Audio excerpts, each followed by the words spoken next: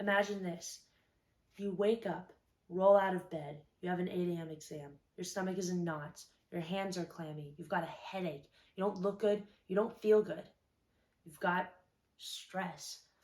Unfortunately, over 7 in 10 Americans have chronic stress. Howdy, my name is Erin Regan, and today I'll be discussing the holistic health implications behind stress. Stress not only impacts your day-to-day life, it impacts your physical, mental, and spiritual health. Fortunately, there are ways to combat this.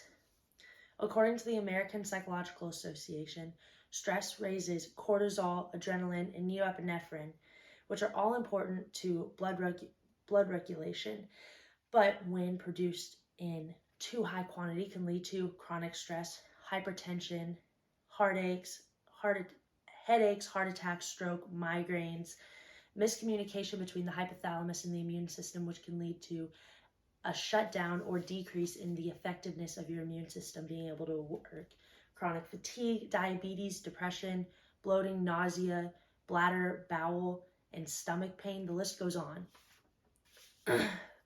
Fortunately, there are some healthy physical coping mechanisms to combat this, including eating a balanced diet filled with vitamins, omega-3s, and antioxidants, which bolster the immune system, fight against inflammation, and help repair and stop the degradation of cells in order to combat depression and anxiety related to chronic stress.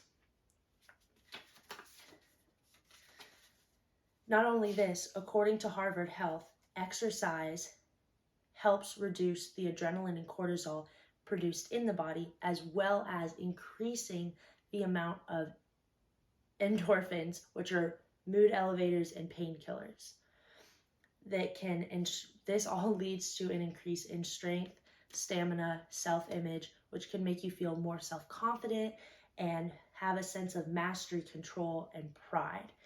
According to the Mayo Clinic, it's important to exercise 2 times a week by focusing on strength training your muscles and spending every week anywhere from 75 minutes of vigorous aerobic exercise to 150 minutes of moderate aerobic exercise. And this doesn't have to be all at once either. It can be sectioned out throughout the week. It's important to engage socially, sleep an adequate amount of hours. According to the CDC, that's about 8 hours, 7 to 9 hours of sleep, average of 8, and regularly exercise. But it doesn't just stop there with your body and your mind. It also affects your spiritual health.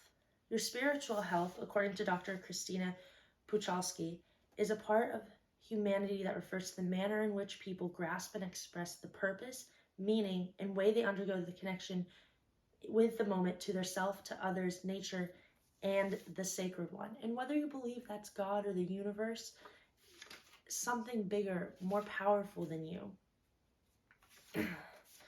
Spiritual health focuses on finding a sense of purpose, connection, transcendence, optimism, hope, and while bolstering your spiritual health, it can lead to healthy mental coping mechanisms for stress and higher resiliency, which in turn, while predominantly affects the mind, then further affects the body and limits stress. And it's a positive feedback system. Ways to practice spiritual health include gratitude, prayer, mindfulness, meditation, and breathing exercises. So, and that's all I have today. If you are ever curious about wanting to learn more, you can always read the book How to Do the Work by Dr. Nicole LePera. I read this book. I love it so much. She focuses on a holistic approach to healthy habit making and reducing chronic stress. Thanks, and giggle.